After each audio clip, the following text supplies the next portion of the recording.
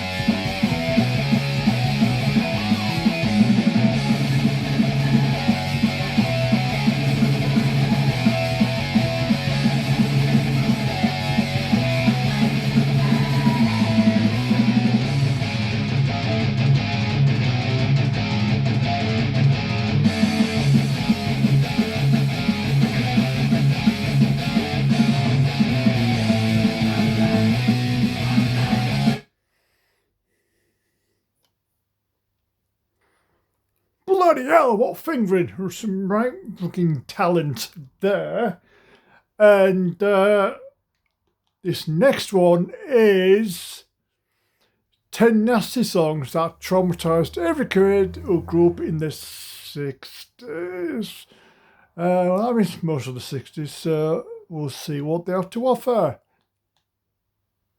What controversial indeed. Not every song on the radio in the 60s and 70s was innocent fun. Tucked between the love songs hits were some genuinely dark, unsettling tracks that stuck with kids long after the station moved on to the next song. So today, we're counting down 10 nasty songs that traumatized every kid who grew up in the 60s and 70s. Number 10, Tell Laura I Love Her by Ray Peterson. Released in 1960, this song was written by Jeff Barry and Ben Raleigh and told the story of a young man named Tommy who enters a dangerous stock car race hoping to win enough prize money to buy his girlfriend Laura a wedding ring. The song follows Tommy through the crash that kills him, ending with his dying words asking that Laura be told of his love, delivered in graphic enough detail to unsettle plenty of young listeners hearing it for the first time. It reached number 7 on the Billboard Hot 100, but many American radio stations refused to play it, worried the dramatic death scene might encourage reckless behavior among impressionable teenagers. In the United Kingdom, the reaction was even stronger. Decca Records initially destroyed roughly 25,000 pressed copies rather than release Peterson's version, calling it too tasteless for British audiences. A cover version by Welsh singer Ricky Valance was released instead, and even though the BBC banned it as well, citing concerns about copycat behavior following a string of real fatal accidents, it still climbed to number 1 on the UK singles chart. For kids growing up on AM radio, the song became one of the earliest examples of a genre soon known as teenage tragedy songs, delivering a genuinely frightening death scene wrapped inside a catchy 3-minute pop melody. Peterson's original recording sold well despite the resistance from broadcasters, eventually surpassing 7 million copies worldwide once Valance's UK version and later re-releases were factored in, making it one of the best-selling singles of the entire teenage tragedy genre. The controversy surrounding the song's release only seemed to deepen its mystique among younger listeners, many of whom sought it out specifically because they had heard it was considered too dark or dangerous for regular radio play. Peterson, who had survived childhood polio and possessed an unusually wide 4-octave vocal range, went on to record other hits later in his career, but none matched the cultural impact of this one dramatic, controversial single from the very start of the decade. Even the song's writers found themselves somewhat surprised by the intensity of the backlash, given that stock car racing itself was a genuinely popular and rapidly growing sport across America at the time, meaning the fictional tragedy at the heart of the song felt uncomfortably plausible to listeners who followed real racing news regularly. Number 9, Riders on the Storm by The Doors. Riders on the Storm.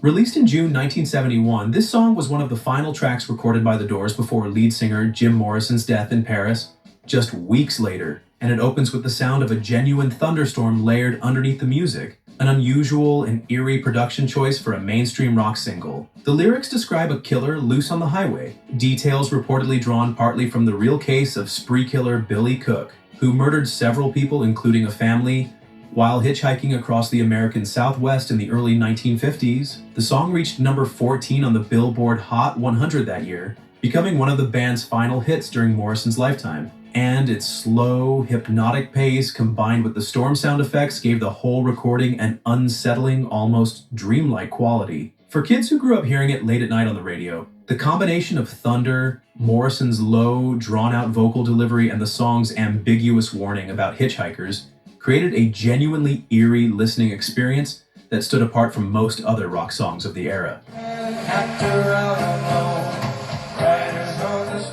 The timing of its release arriving so close to Morrison's own sudden death only added to the unsettling reputation the song developed among listeners in the years that followed. Morrison reportedly recorded his vocals for the track in a hushed, almost whispered tone, a deliberate creative choice that added to the song's unsettling, hypnotic atmosphere rather than any indication of illness, though it later became one of many small details fans pointed to when looking back at his final recorded work. The album it appeared on, A Woman, was recorded under unusually loose conditions, with the band setting up in their own rehearsal space rather than a traditional studio, giving the entire session, and this song in particular, a raw, unpolished quality that only added to its eerie, unfinished feeling. Keyboardist Ray Manzarek later said the thunderstorm sound effects were added almost as an afterthought during mixing, a decision that ended up defining the song's atmosphere far more than anyone involved initially expected, turning what began as a fairly simple blues-influenced arrangement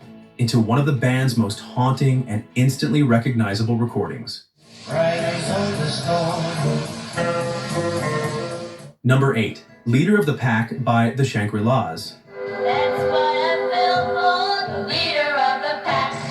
Released in 1964, this song was written by George Shadow Morton, Ellie Greenwich, and Jeff Barry, and told the story of a teenage girl whose parents forbid her from seeing her motorcycle-riding boyfriend. After she reluctantly breaks up with him under pressure from her family, he speeds off on his motorcycle in frustration and is killed in a crash, all captured through sound effects of revving engines, screeching tires, and a jarring sudden silence that many young listeners found genuinely frightening the first time they heard it. The song reached number 1 on the Billboard Hot 100 that November, becoming one of the biggest hits of the girl group era despite, or perhaps partly because of, its dramatic and unsettling ending. Some radio stations expressed concern that the record glamorized motorcycle culture and reckless driving among teenagers, though it never faced the same level of formal bans that some earlier teenage tragedy songs had encountered.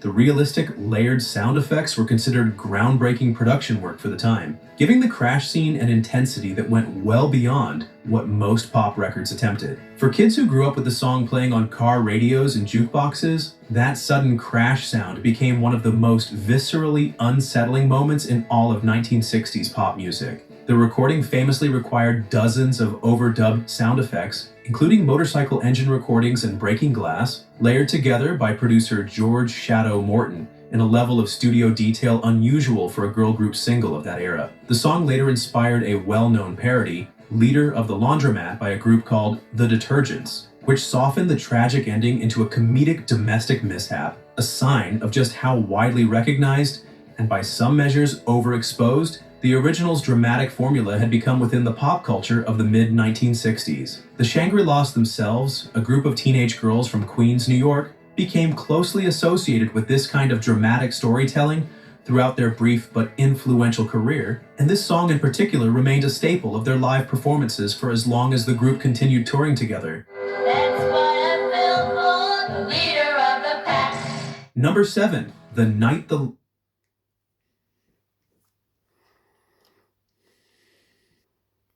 Well, that's the end.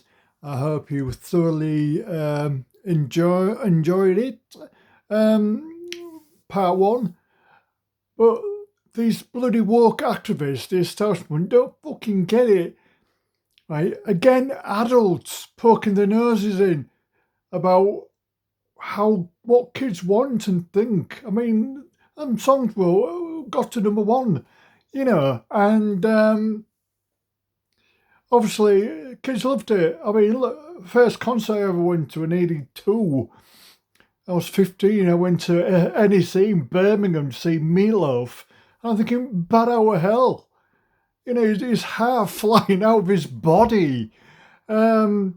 Kids love to be thrilled. They love to be scared and frightened. Horror films. Halloween. Fuck me. They're starting to promote Summerween now. They just don't bloody get it. It's crazy. It's crazy. Censorship here, censorship there, censorship fucking up your ass. It's just too much. Anyway, I hope you enjoyed that. More will follow soon.